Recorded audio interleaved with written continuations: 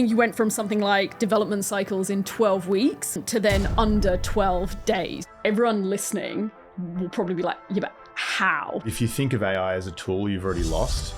The difference between saying what you're going to do and actually driving it through the business. Congratulations, we're now in the future.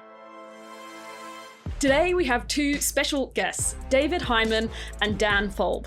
Together, they are building the next big global AI company from Australia, and today is launch day. Well, obviously, you co-founded Lendi, you then led the AI transformation. It's kind of proven an AI native operating model can exist in a highly regulated, highly complex environment. The level of investment to actually have an impact is becoming so much lower. Those courageous leaders will be able to compound that knowledge, try this, learn, test, fail. This is the fastest ever tech revolution that humanity has ever had. It's not just about automating something with AI or giving people AI tools. If I'm going to sort of put my hand on one thing that single-handedly helped us move really quickly and do, what we said we were going to do, it would be that. Welcome to the Rev Up Rebellion podcast. Today we have two special guests, David Hyman and Dan Folb. Dave is co-founder and former CEO of Lendi Group. He handed over responsibilities of the CEO role to lead the business through a mind-blowing AI transformation. Development cycles collapsed from under 12 weeks to under 12 days. Business teams went from waiting on tech to prototyping solutions in under an hour. And all of this was on a live $110 billion loan book in a highly regulated industry. We're also joined by Dan Folb, former partner at Deloitte, with a background working on strategic transformation programs and tech innovation. Together, they are building the next big global AI company from Australia, and today is launch day, so we're going to find out exactly what they've been cooking up. Before we dive in, quick shout out that next week we're going to be joined by Hayden Stafford, CRO and president of AI-powered enablement platform Seismic. We're going to dive into growth drivers, the CRO role, biobehavior, and how AI tools are empowering growth. Hit subscribe and make sure that you're the first to hear it next Tuesday.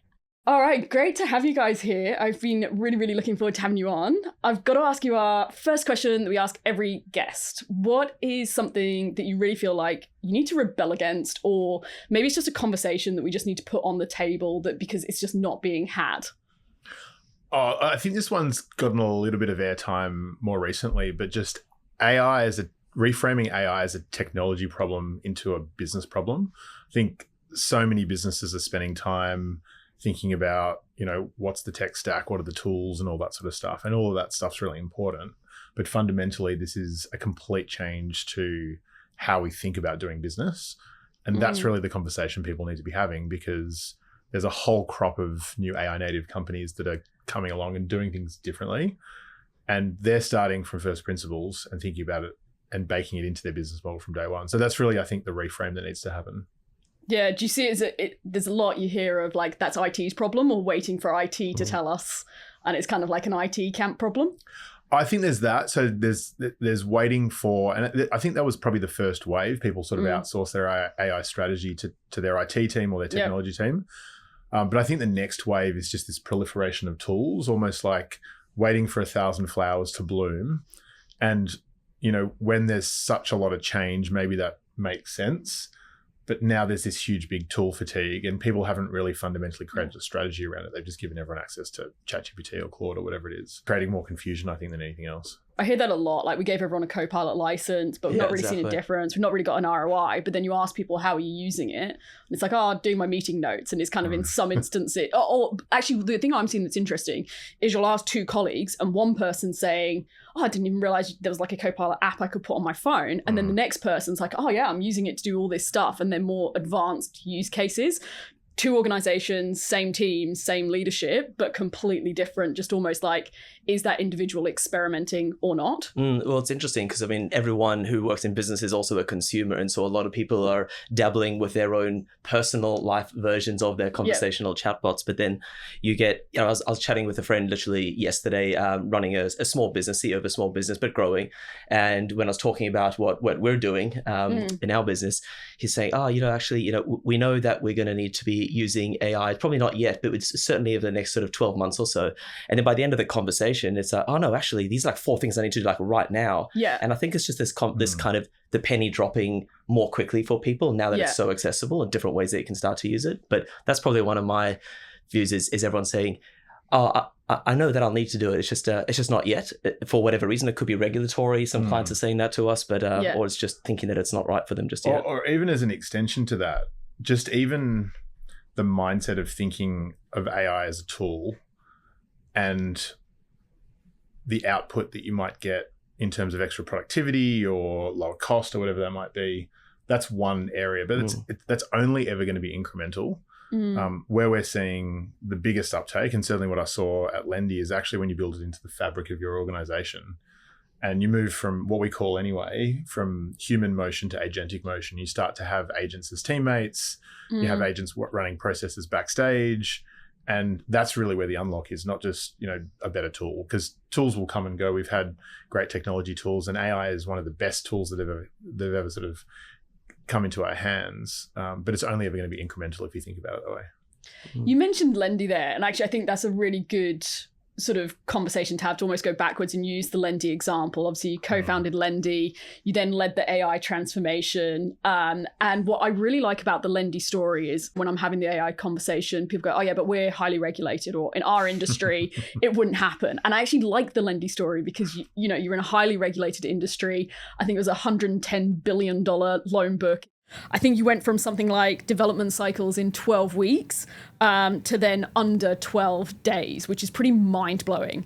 I think everyone listening is probably screaming, how? Can you walk us through that?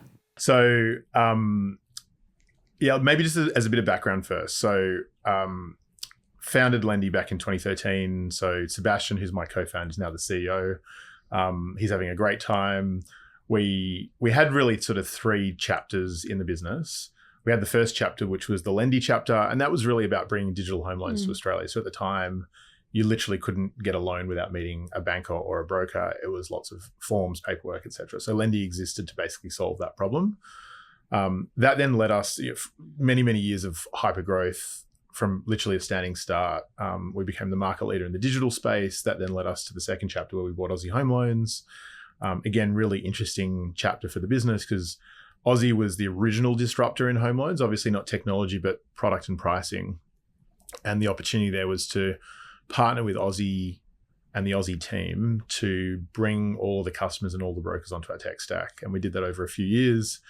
And that allowed us to kind of, as a combined business, to basically take the number one spot across all categories. And as you said, we went from, a $60 odd billion book to over $100 billion book, coming up on $110 billion now, somewhere around the $17 billion mark when we came together, up to close to 40 this year. So super, super exciting growth through a very transformative period. And then that then gave us the platform to build out what we call Find, Buy and Own, which is our property platform. So we brought listings, property research, buyers agents, conveyancers, real estate agents, brokers, all into one platform. So there's now 11 million properties, 140,000 listings, 11,000 real estate agents, 1,300 brokers, plus buyers agents and conveyancers all transacting in one spot. So you can truly find, buy and own your property in one world. And with that backdrop, we were always a digital native business. We call ourselves a property and technology business. And so when the AI thing came along, we were already dabbling, I'd say, in various machine learning models and whatnot that were powering a bunch of our customer journeys or propensity models or analytics models. But when GPT-2 became GPT-3 and OpenAI launched ChatGPT late 22, early 23, we basically went all in straight away. We saw the opportunity, even though the tech wasn't quite there, both cost, quality, etc. We could see what was coming. And I've got to actually say, Sorry just reminded me of a story. We ran a hackathon in March 2023. And the hackathon was basically, we said, okay, we got this AI thing. How do we get this proliferated across the business? And the team came up with the idea of running a hackathon, not just for our technology teams, but across everyone. So we had brokers, team members, people from our risk and legal team. And we said, form your own teams, 2 or 3 day hackathon. The only rules are you've got to reimagine something now that you couldn't do before, you can do with AI. That was kind of the framing for the hackathon. So we had teams kind of getting quite creative. And actually the winning team, or one of the top couple of teams, created this product that was effectively a voice AI agent. And I was one of the judges. And I remember judging them, and we gave them a really good score because they pulled together in a couple of days a pretty cool application of a voice AI agent that you could call up and you could ask it questions, and it had basic tool use and that sort of stuff.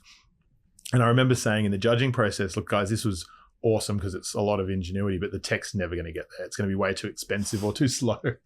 And then like 12 months later, almost 100% of all of our out of hours calls were happening with the voice AI agent.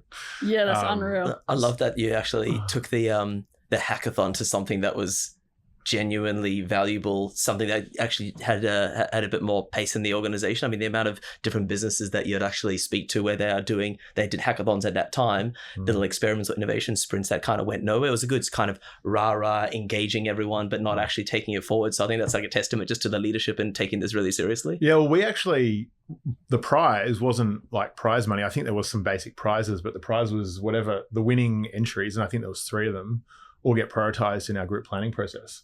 So we basically committed to the business that if you win, if the idea is good enough, we'll just go and build it. And bragging rights forever. Bragging rights forever. Actually, well, Voxy is one of the things we built, which is a sales coaching agent. Yeah. And this was actually before agents were a thing, right? So the concept of an agent is really just an AI product that has a set of instructions, has access to tools, maybe has access to connections to third-party systems, has some guardrails, and can kind of act semi-autonomously. So we built a product called Voxy, which is a sales coaching agent. And that was also one of the winners. And so that helps for the hundreds of thousands of calls that Lendi makes every single month. Helps both the brokers or the people speaking to customers, and then the sales leaders have better conversations. And I think that's so early. Like now it's like you are hearing about organizations doing that, but you know, even 12 months ago, you weren't hearing of organizations doing it. You guys were definitely on the front foot on that. If I understood it correctly, you also sort of handed over some of your responsibilities as CEO so you could really throw yourself into the AI piece. I'm really curious about that. Do you think part of that's what made it so successful? You were all in, it wasn't a side hustle? So there's obviously lots and lots of different ways to solve complex, gnarly problems. And I'd say that what we did is one of those ways. Maybe just before I answer your question directly, just to kind of set the scene a little bit, I describe myself as an AI maximalist, which is, I think, AI just as a broad technology is going to be super expansive for everything from society, like across society, health, education, social mobility, all the way through to business and different things that we can do and build for our customers. So generally speaking, that's my frame of mind. But then at the same time, every day I wake up with this, what I describe as a semi-healthy level of resting anxiety about not moving fast enough.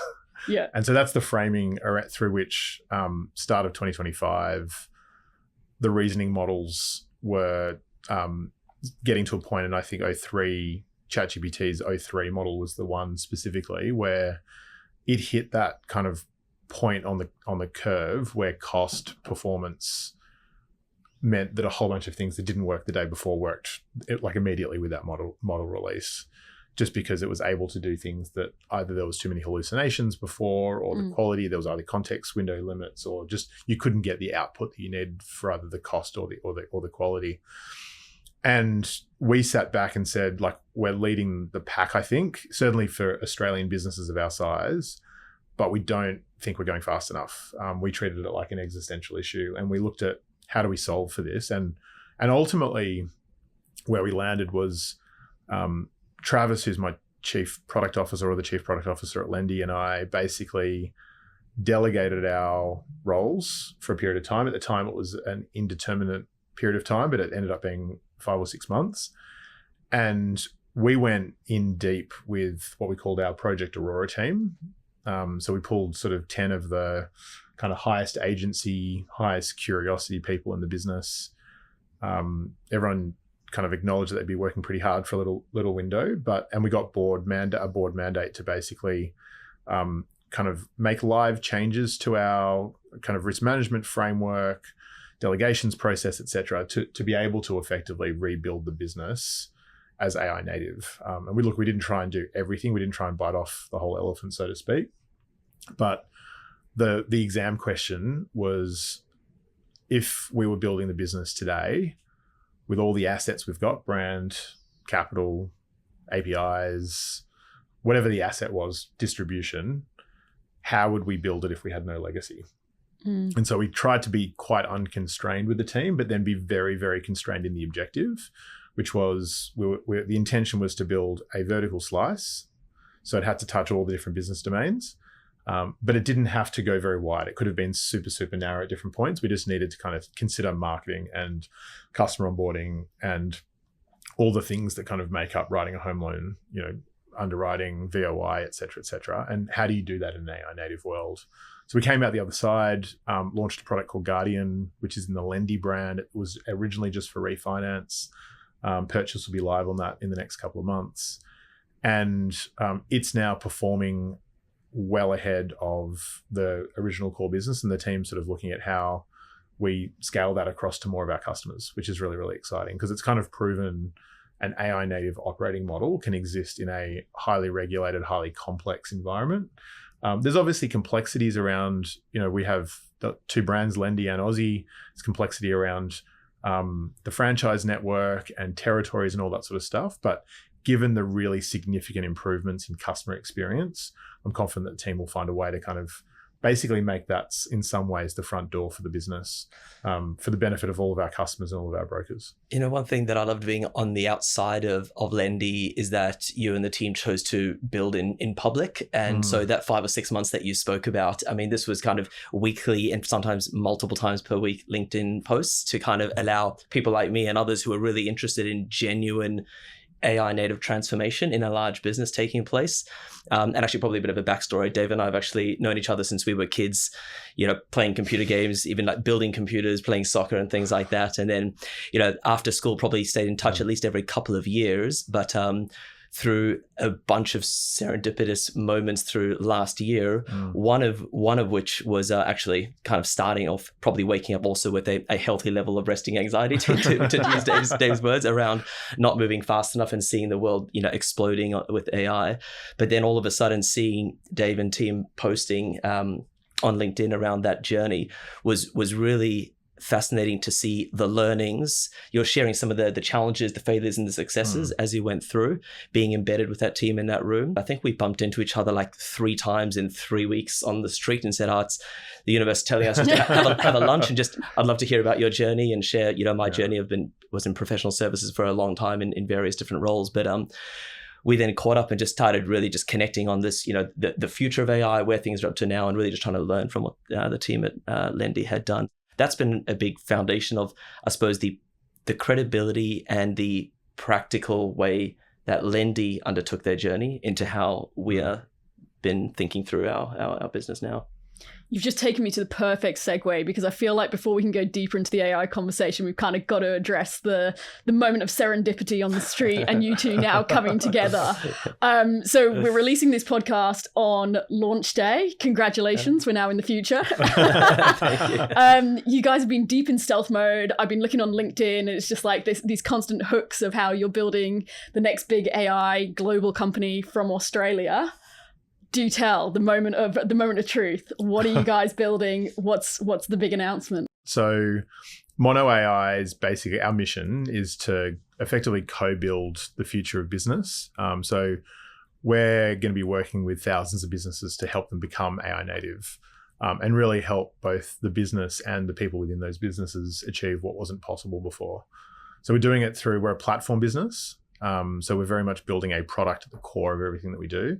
And there's really 3 components to the business. There's the platform, there's our pods. So we embed a small but very senior hands-on team of builders into the organization to effectively co-build with the business. So I mentioned before, this is not a technology problem anymore. It's a business model problem. And with business model change comes strategy, change management, and how you actually apply that to the way the business operates. So the pod's role is to basically take and then the third aspect is our playbooks or our wedges, to effectively, we've productized different components in collections of different ways that people can start that AI native journey.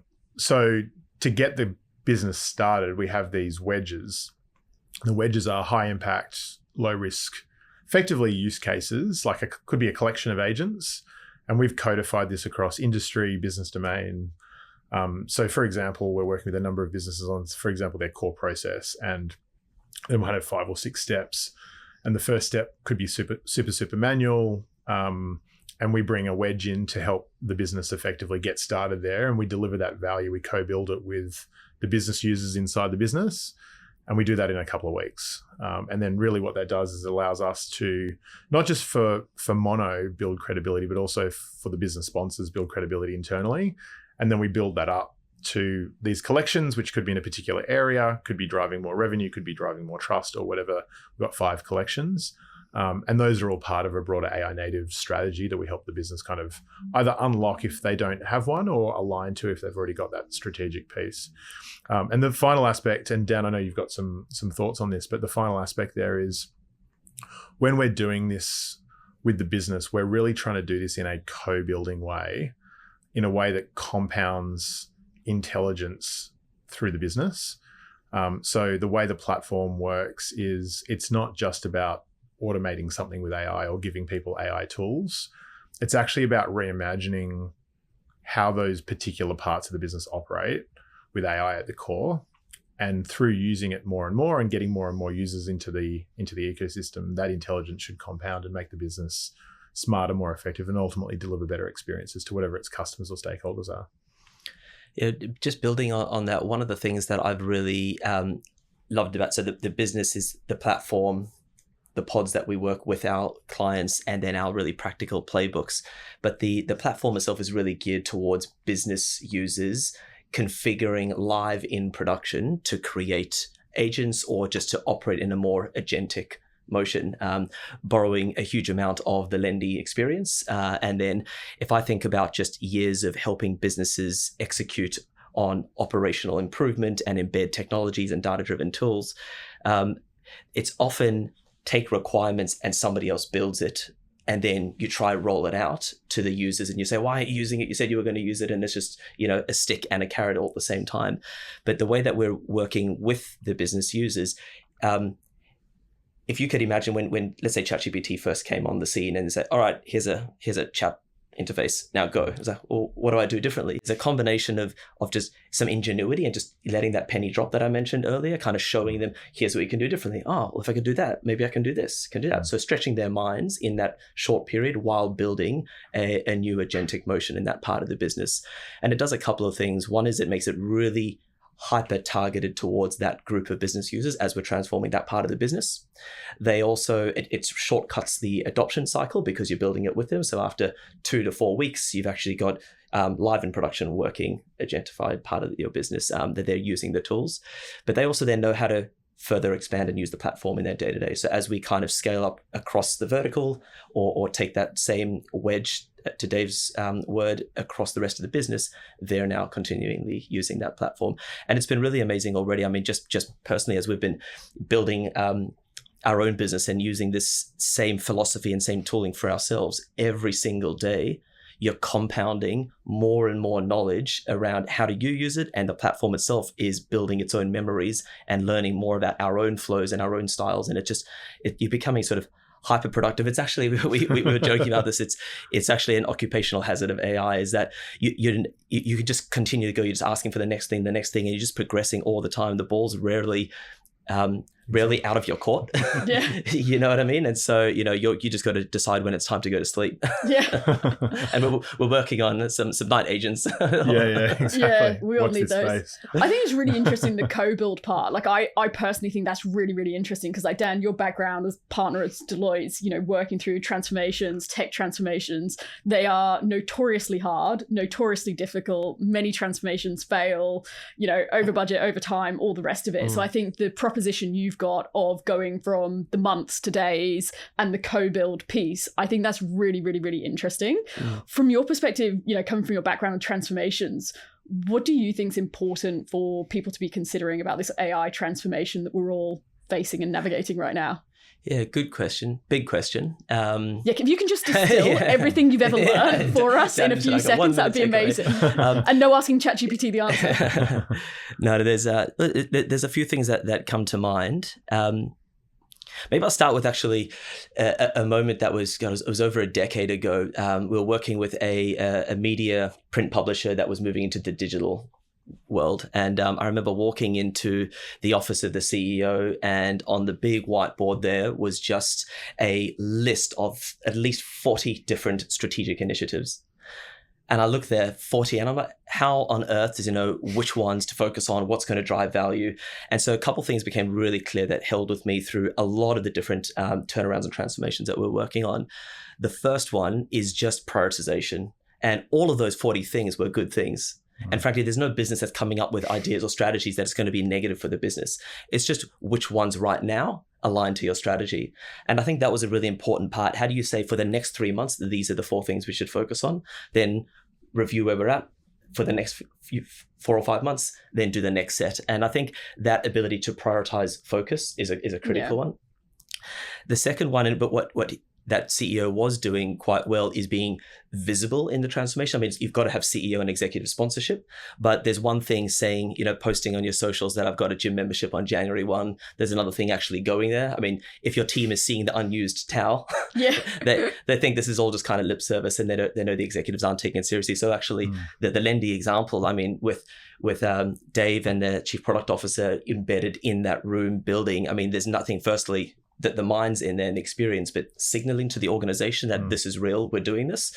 I mean, that's a critical part. And I think in AI, there's been a lot. I mean, every single executive team is saying, we are wanting to do this. We have a strategy. And one of Dave's posts, I think, was something along the lines of, it's a PowerPoint deck, not necessarily a strategy. So there's a difference between saying what you're going to do and actually driving it through the business. But there's that, from the executives down, actually embracing and using AI tools aligned to the direction that you're heading. I think having a financial sponsor from the outset and throughout is really important. I think too often you see tech transformation programs where there's a whole lot of requirements gathered for a particular part, and then at the end, CFO has to kind of sign it off. But what ends up happening then is that down the track, there's no real kind of aligned measurement at what makes it successful. As an example, if you're thinking of large enterprise-wide transformation, say an ERP or something, one of the key success factors that would often be discussed is you didn't have enough people through the discovery, the design, and the build, and the change management. So putting on more and more people, right? That this is kind of a potentially in a pre-AI world, and frankly, it's probably still happening now. But that means the tech will be integrated well. So success or not, but you've got a bloated, fatigued organization because of the amount of people you've taken out of BAU, side jobs, new contractors brought in, more full-time employees. So you've got a bloated organization, but the tech is working. So is that transformation successful or not? So how do you define what is actually a successful transformation? Probably the last thing that I'll say actually just on that point of a successful transformation, and interested also in your views on this, Dave, is, projects have an end date, but transformation doesn't end. Right? We're going to be continually iterating on this. And so that ability to know what that vision is, where you're heading, but being comfortable to pivot as you learn. You might set a plan at one time with smart people in the room, but 6 months later, if you're not just lifting your gaze and saying, what have we actually achieved? Are we still heading in that right direction?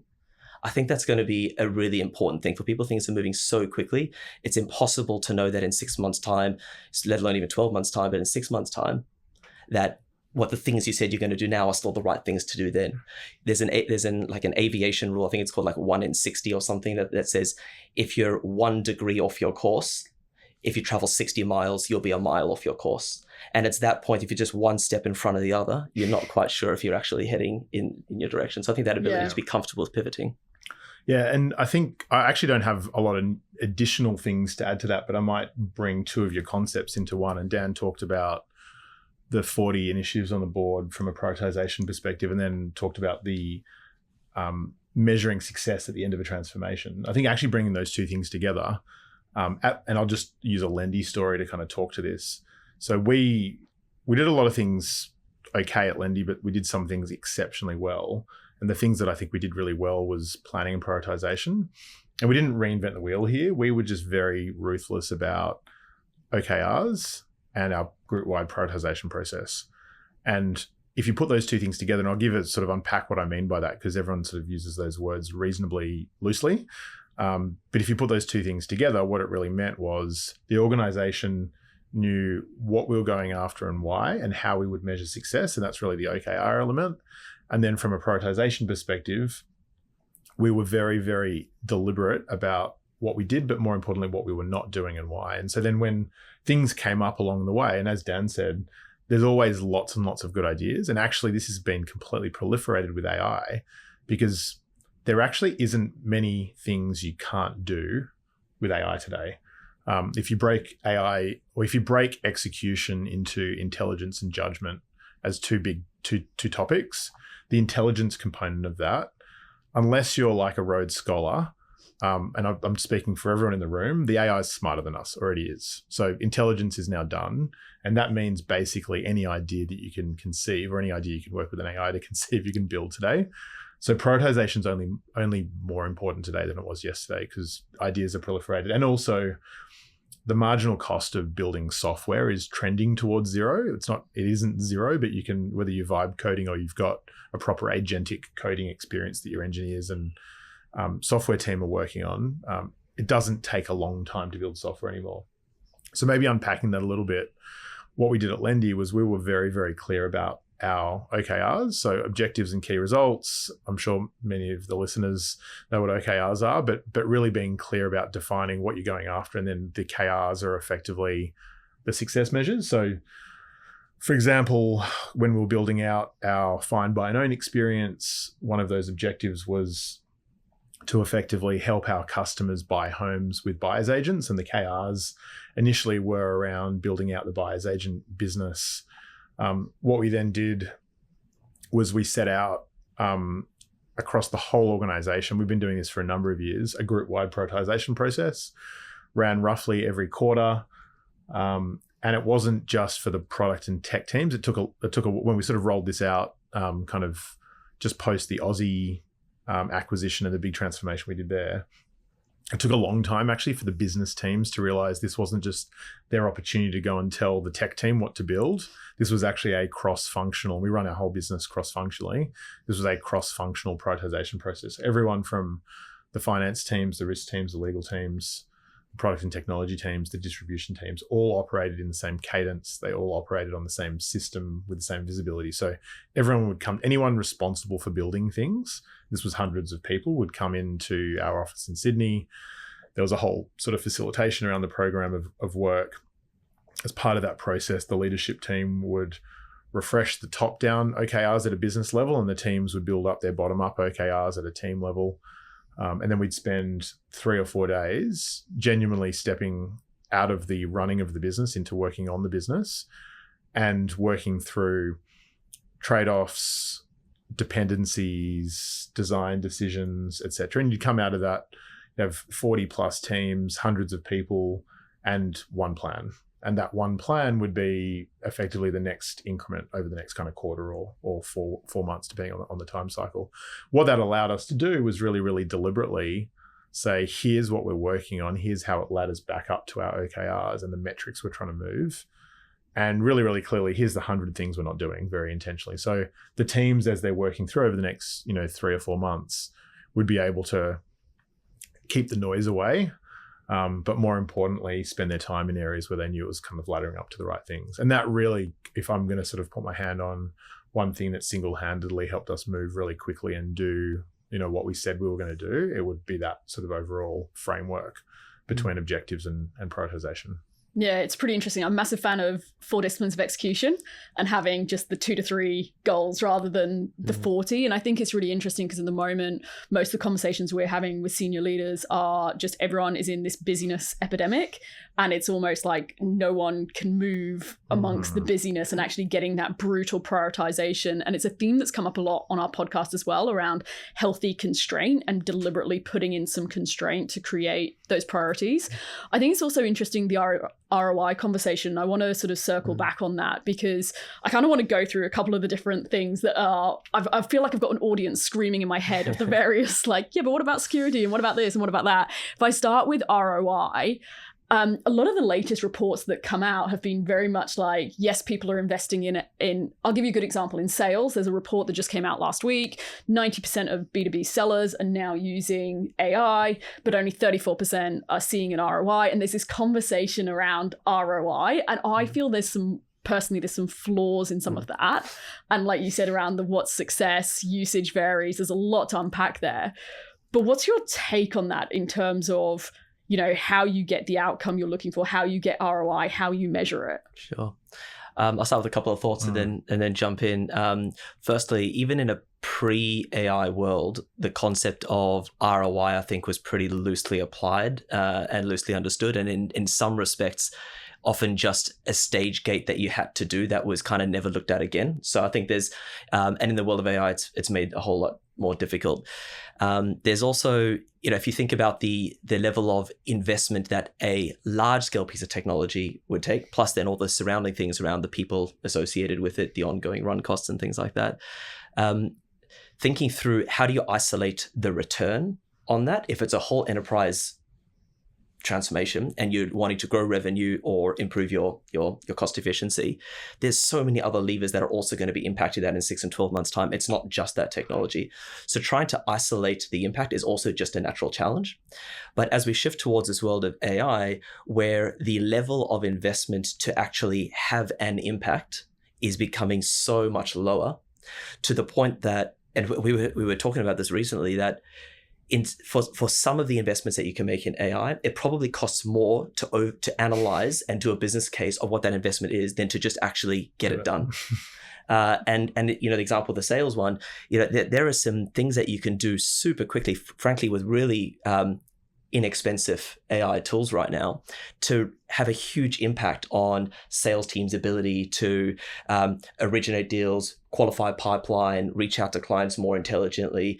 And that investment is very minimal. So to actually then say that, you know, 30% is only getting a return that investment, you know, I can't, how do you measure that return? And that investment is so small anyway. So I think there's a lot to say around just business intuition at this point as well is really important to say, if you just know this is a good thing to do and we're comfortable with the guardrails around the level of investment we're committing to this, where we just know this is going to be a good thing to do, those courageous leaders will be able to compound that knowledge, try this, learn, test, fail, and you can just say, this is going to be a good thing.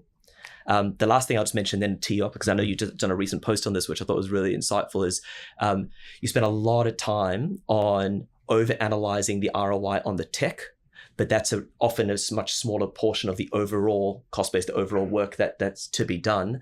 And if you thought about, how often does a business say, what's the ROI on me hiring that extra person in that team? I mean, it's a very hard thing to actually quantify, but it's more aligned to that conversation than it is to implementing the next little bit of tech feature. Yeah, it goes back to the point I was making right at the beginning, that if you think of AI as a tool, you've already lost. And therefore you feed a tool-based thinking into your ROI calculation.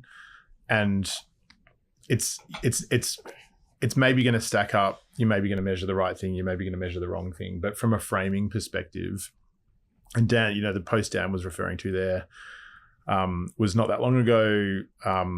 There's a partner at Sequoia, Julian Beck, who talked about the software component of a cost base is typically $1 to every $6 spent on the service as part of that cost base. So whether that's the wages or whatnot. And I sort of unpacked that a little bit more. And if you look at sales and marketing as an example, which is typically an area where that you've got maybe a CRM, maybe you've got some marketing automation platforms, and then you've got lots of salespeople and lots of commission, just as an example in most businesses, whether you're B2B or B2C. And it's more like a 1 to 20 ratio.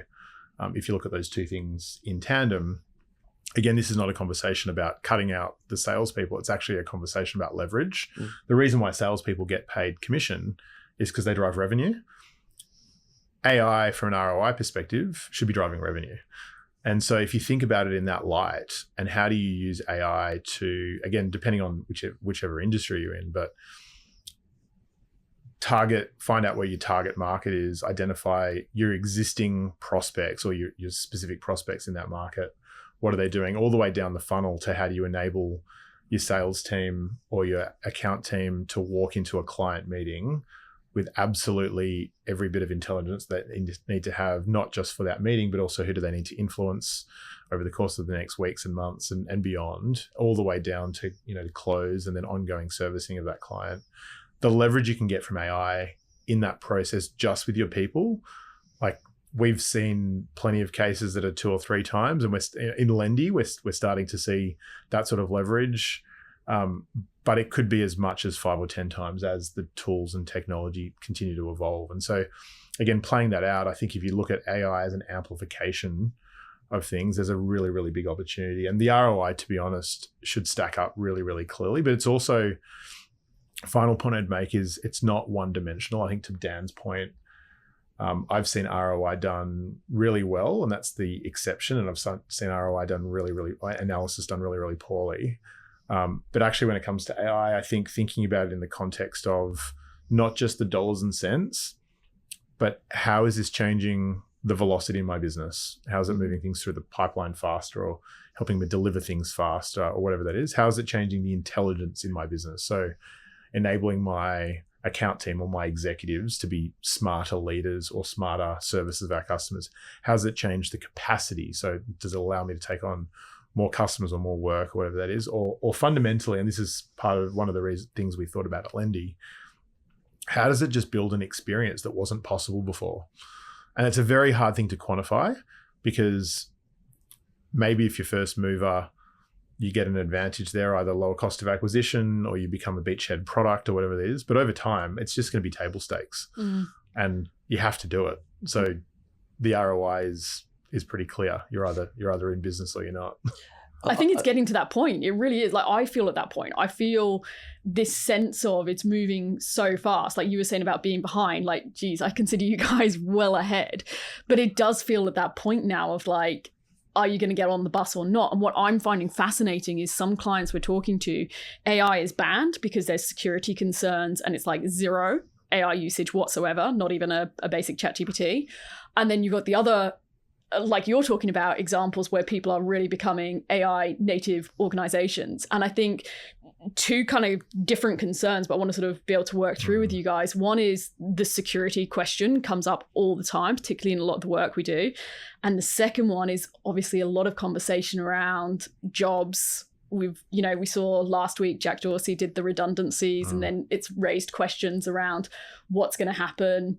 I'm curious around that as well in terms of the Lendi team, whether they were nervous as you sort of start to bring it in. So can we unpack sort of one by one the is this going to take my jobs conversation and the security conversation?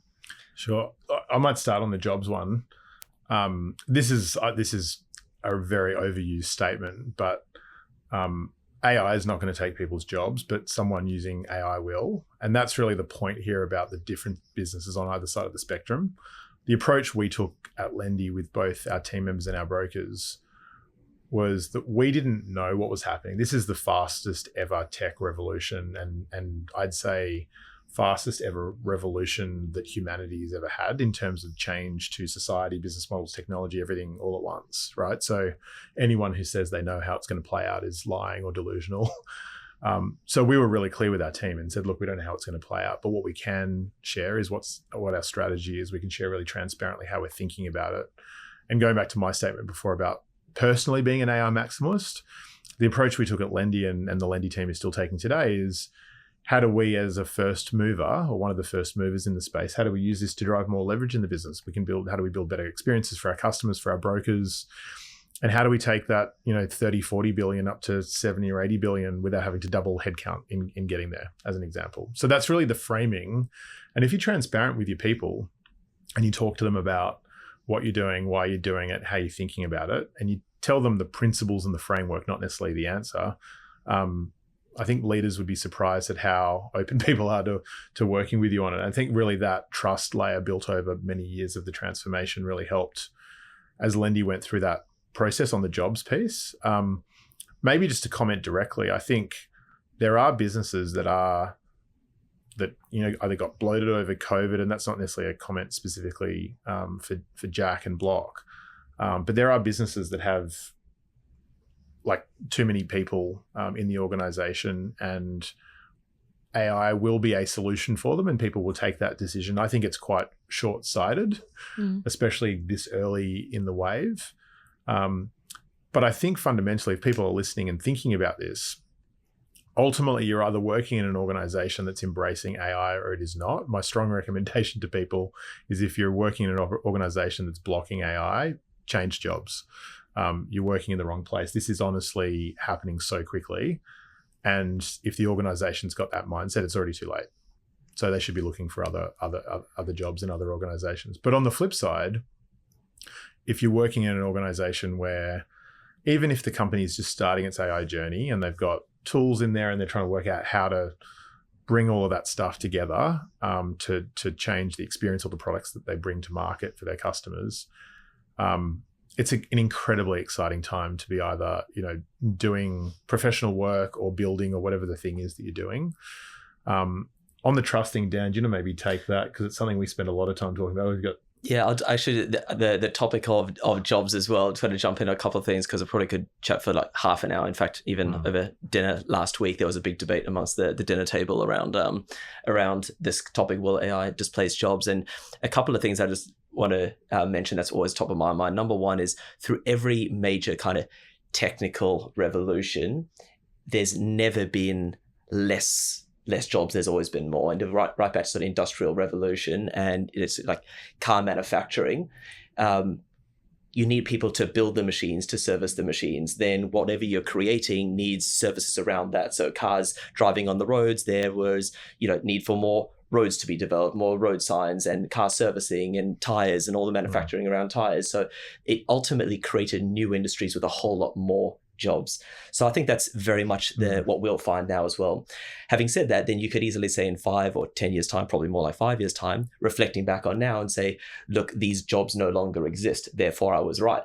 But the reality is there's time to transition from now to then, and more jobs will be created. One thing that I think is a big opportunity in the world of AI, it's no longer we're saying, people in experience in their career need to go back and learn how to code. You can use AI with natural language now. It's just the time and the space to actually do it and to think differently and to speak to people around how to do it differently. So you can reskill a lot quicker than you could ever reskill before. So positioning yourself for that next wave and those new jobs that will be created is much easier. It's just actually recognizing that you've starting today, 1% better every single day will compound massively. And I think that's just the mindset that people should have, to the point, Dave's point, that the overused quote, but it's true that AI won't take your job. It'll be a person with AI, especially in the short to medium term.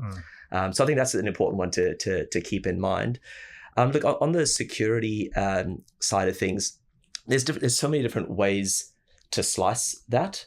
There is just general data security and safety within your own constraints pre kind of AI, and that's got to be rock solid as well. There's also an understanding of at what point how do the LLMs actually work in terms of your data leaving, and the concept of inference, the concept of data sovereignty. So there is multiple layers there. I think part of the point that you're referring to, you could have, say, a chief risk officer or a chief technology officer with different objectives in their role and what's important to them. And it's much easier to say nothing, because that is what their job is. So there needs to be a willingness across the executive group to say, how do we appropriately manage risks in ways that we can actually take progress forward while we're building the guardrails and the policies around that. I think if I reflect on the last, say, couple of years, and it was one thing that came to mind when I saw what the Lendi team had done with Guardian, is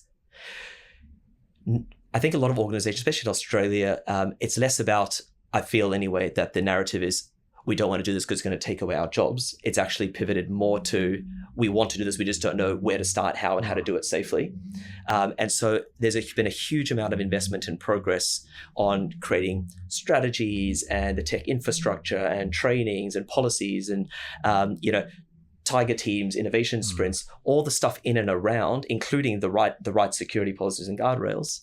But then it's how do you then say, with all this infrastructure now set up, how do we go from pilot to production in one thing with, I think you mentioned the expand your mind but don't break any laws was your kind of like guardrails for the team at the start of that Guardian journey. I think that's a really good way to start it. It's in a relatively isolated part. You can control the risk and manage around it. You're learning a lot, and from there you learn and you can scale. Yeah. That's a couple of my thoughts. Interested in yeah, look, I think you covered all the main bits. The obvious point is security in enterprise environments is like the most important thing. It's paramount. It's also the thing that I used to call it the coalition of the unwilling, like to hang their hat on when they don't want to do something, right? So I think with AI, it's really about finding that right balance between taking steps forward from a progress perspective while doing it safely. And I think that when you look at where we are today and the state of the technology and the ecosystem around it, most of the security concerns are solved problems in one way or another. So the things I used to hear was, I can recall doing some keynotes last year where you go to the audience for question, and the first question would be, well, look, I get what you guys have done, but we are in a highly regulated environment, and what about hallucinations, right? And my favorite response to that is when was the last time you heard a contact center person say the wrong thing on the phone, right? Like that's ultimately what an LLM hallucination is, right? So you got to think about it in a similar way. Doesn't mean you accept it. It just means that you control for it in similar ways, which is you either do in-stream evaluations or you do post-token evaluations, and you can have different thresholds and all that sort of stuff. And again, that's probably getting a bit technical, but these are solved problems, and it depends on where you sit on the curve and the types of interactions you're having with customers as to what your risk appetite is going to be for those sorts of things. But they're solved problems. Dan touched on the data points. We're now starting to see the big LLM providers and hyperscalers do local inference in Australia. So the data isn't leaving Australia when you're calling the large language models. There's also lots of self-hosted models, small language models, proprietary models. Again, depending on where you play in the ecosystem, there's lots and lots of solutions for those sorts of things. And then probably the one which is hidden in plain sight, and this is the one I can only help chuckle about, is the companies you talked about before that ban AI usage. Well, guess what? You're banning it on your own systems. Your employees are still using it. Yeah. They're using it on their mobile phone. On their iPad. Yeah. On their iPad. Yeah. And, they're now having to find ways to get stuff out of your system onto their personal devices. Guess what? You've now got a data leak protection issue. I'd say to businesses that are got their head in the clouds, so to speak, you're better off having a loosened risk stance than having a complete ban on AI tools, because you're going to create bigger risk issues for your organization and actually create mistrust with your people. So again, these problems are all solved, whether that's through giving people Copilot or Gemini or ChatGPT or Claude. Each one of those guys has a great enterprise offering. And there are pathways, to get that into the hands of your employees safely, while protecting your customers' data or your partners' data, whatever it is, whatever sort of industry you're operating in. Yeah. I feel like I have 20 billion more questions, so we're going to have to do a part 2 because we've timed out for my 20 billion questions. But if you had to leave people with a first step, if someone's listened to this, and I think one of the most intriguing things is even you guys are saying you partly feel behind, when I think by comparison to everyone else, you'd be way ahead. If someone's like now got that anxiety of feeling behind, what's kind of like your first step, your parting thought you'd leave people with? If I think about, say, go-to-market leads, and this is just a live conversation, I'm thinking about it every day and having conversations about it.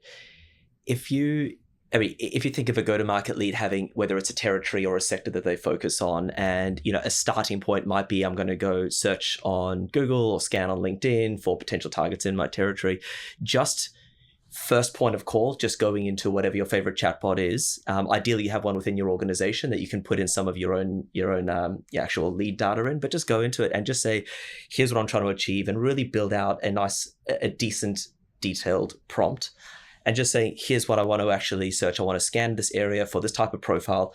Build me out a list of all the potential targets. Here's how I think about qualifying those. Next step, do the qualification. Next step, generate a little outreach email for each one that I can do. And then just see how well that performs and edit a little bit the prompts do that same thing in another one of the chat agents, edit it slightly, and just start seeing, I don't actually have to do things the manual way as much. I can do this at scale all the time. Even better if you have something in your organization and then you have your own kind of tailored internal knowledge base that you can start to put into that as well. So you can then be really targeted and say, well, now I'm actually going to start my week off doing this every single week. That little bit every week, and then ideally 1% more every day.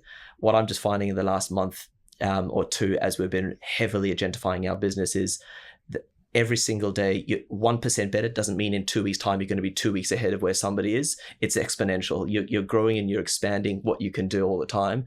And the leverage that we're creating in our own business is amazing as a result. So it's not about where do I find half a day that will magically never come, because it just doesn't. Yeah. It's 10 minutes more every day, half an hour a week, and then let it compound. I think that's now something that is critical. The biggest barrier when we ask people, why are you not using that license or why are you not doing it, is I don't have the time. And we've started putting in our diaries like AI playtime. And even if it's like 30 minutes, it's that 1%er. Dave, final word with you. No pressure. Well, I think you've heard about the playtime. I think I'll give you another thing to do in the playtime. It's because I'm a mum of a 7-year-old. I have to lead with playtime. No, I think it's a good way to describe it, a good way for people to conceptualize it. In the playtime, have a play with connectors. So whatever the tool is you're using, whether it's ChatGPT, Copilot, Gemini, Claude, or maybe you're using monō, connect one or two other data sources. Maybe that's connecting your Gmail, maybe it's connecting your calendar, maybe it's connecting Notion, as Dan said before. The unlock that you start to get when you layer in your prompt and your intention with context via one of those systems, plus the large language models.